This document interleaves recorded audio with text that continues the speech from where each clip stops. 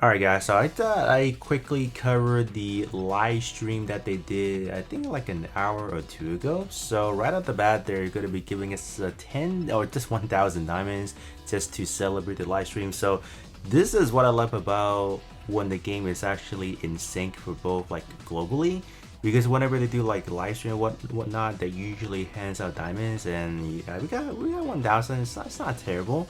3,000 is probably what I'm looking for, just like UC Engage. But I mean, 1,000 is definitely nothing to complain about. But they actually gave us a lot. They gave us like the roadmap, so we are getting as far as like the event wise, we are getting like the fierce enemy assault, and then there's actually a new event as well. So that is actually pretty good. And map event number 2 should be coming out sometime in September as well. So October 1, the October one is actually, or the August one actually, it is actually called the Generation Tower East. I have no idea what that actually entails, but that sounds pretty interesting as far as like the event wise goes. But literally next week, alright, I kid you not, we are getting a double whammy, man. See Destiny and then Shar's counter attack. Are you freaking kidding me? They're doing a double whammy like that, bro. They're not letting us catch a breath at all. So as far as like the main stage for the Sea Destiny, it looks like we're getting a lot as far as like the formable unit. So there's the Force Impulse, Destiny, Legends Kingdom. Those are like probably like the most favorite. And that's, I mean, getting a formable Destiny right out the bat, I mean, who can complain about that? No, I cannot. You know, that's good. That's actually pretty good. As far as the pilot wise, we actually do have a lot. We have Shin Asuka, we have a Alex Dino, let's go. Okay, that's good. We have Stella, and then we have Neo as well. So pretty good roster right there. And then for the main stage, Mobile Suit Gundam Shark's counter attack, we're getting 8 units. Well, it looks like there's gonna be more, because like they're mentioning it's gonna be partial. So yes, there's definitely gonna be way more as far as like the full roster. But I mean, like the headlining stuff, we have like Rika Z, Hainu, and Nightingale. So at least for the for like the new Gundam, is they're making it free to play. All right, that's pretty good, because as far as like the summonable one, which we will be taking a look in a bit, it is going to be a new Gundam as well, but it is going to be a UR new Gundam. So if you guys don't want to summon for it, you guys want to save it for like something else, well, here's a chance, because they're actually going to be giving us a free to play versions of the new Gundam as well. So pretty good. Pilot wise, we have, they're only showing Royal now, but we have like Amuro, Chan, Hathray, and then Quest. So they're bound to be much more than that. They're also showcasing the story event, the Thunderbolt December Sky. So they are continuously delaying this event, which, I mean, I'm not really complaining. Me personally, I didn't really watch Thunderbolt December Sky, so I mean, like, there's nothing for me to correlate back into until I watch it. But it's not bad of a roster. There's just a lot of like grunt unit, like get Cannon, Galagu, Zaku's, and whatnot. I mean, the main chaser is definitely like the full armor, the full armor Thunderbolt, and then Psychic Zaku in a way. But I mean, as of right now, I'm not like the biggest concern about that. Also pilot, we have 2 so far. It looks like we're only getting 2 from December Sky, which is kind of like nuts. That's it. But besides that, we are also gonna be getting the SD Gundam. Was it Gaidon? Zig Zion Hen? Wow, okay, that's crazy. I mean, getting stuff from like the actual SD Gundam side is actually something that I feel like we will be getting eventually, given how expensive that IP is, especially those, right? So this is kind of like a first take on it. So, and then after that, we're also getting Iron Blooded Orphans and Getku as well. So far they're only showing 2, but I'm pretty sure there's gonna be much more.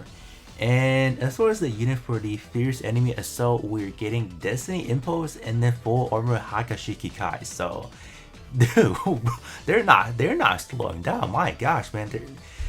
Oh man, it's gonna it is gonna be an eventful late June and early July for sure. As for like the scheduled event, they're gonna be bringing the Generation Tower and the mapped event Volume 2. So as far as the map event, it should be something that we should be accustomed to. The Generation Tower East event, they haven't really gone to like a whole lot. So right now, there's not really a lot to piggyback from. So that's kind of that. As far as the new unit assembly info, it is going to be starting out next week on the 30th. So it's going to be on that Sunday. So yep, we're going to be getting high new Force Info. So Force Info is actually an interesting one. They're showcasing 3 packs. So we have the Blast Impulse, Sword Impulse, and Force Impulse packs. So I wonder how we're gonna swap in between them. So this may be like a first character having a swap ability, then like not like an actual ability, but there's gonna be like a toggle tab or like a something we can toggle in between. I assume so. That should be quite interesting. And they're actually bringing a plethora of SSR. So we only have one that's from Shard's counterattack, and the rest are to fill in the Zap tag. So we have pretty much everything. So 4 of them is going to be the Zakuses, and then 1 Wyndham. So if you're talking about the mission for the Eternal Row Zap only, they are making it a tad easier, which I think people have already completed it without using like any other submutable ones so far. So you don't technically need them, but if you do want to make it like an easier run, having these Zaku Warriors and Zaku Phantoms are just gonna be making it much more easier to complete. So we have that. As far as the SR, we are getting the Murasame, the Andrew version. So that's kind of cool. And as far as like the new UR supporters, we have Bright, Chan, and then Marion as well. So it's not bad actually. I wonder if Bright and the Broccoli Loom, that one, I don't know if that one's gonna be like a limited one. Oh, that sounds kind of scary actually. Now that I'm thinking about it, it may be pretty good, given what it is. So we might be chasing. I feel like, yeah, we might be doing that. The other update is just kind of like talking about some adjustment that have been done. The first one is going to be regarding the Master League. Just talking about the addition of the challenge mode up to get up to 150,000 points. So I mean, I got to that already, so nothing regarding that. Besides that, there's also going to be some future updates. So this is talking about adjustment for the next story event. So they're just doing a few changes to it. In addition, they're also going to be adding new features. It's going to be the BGM configuration setting. So it looks like we will be able to get access to a lot of different BGMs. So get ready for some extra data download for those songs. I mean, I don't think they will be packing a lot of like space into the game, but it's certainly going to be a big one right there.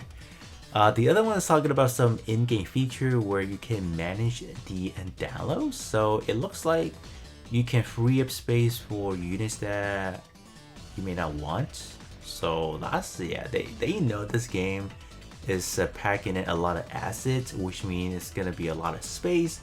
So if there are units that you're not using, whatever, you can probably just upload them for now and re-download them later. So that's kind of cool. So there's gonna be a login countdown campaign. So we're getting energy and then 300 diamonds at the end, but I mean, it's not much, I mean, I guess, in a way, and that is pretty much it. So in terms of this second depths update or like the live stream, it's definitely much more toned down from the first one. This time around, they're just jumping straight to the point, dropping or just showcasing all the units that we're getting, new events or whatever. So yeah, they're definitely toning it real down. But I mean, seeing all those units is kind of crazy as far as like, because a lot of them, they're not be showcasing the full roster. As far as like the main, like for say Destiny and Shark's counterattack, there's still a lot we have not seen yet. But I mean, other than that, do definitely let me know how excited are you guys for the new summonable High New and then for Synthos Gundam. And I'll be catching you guys all on the next one.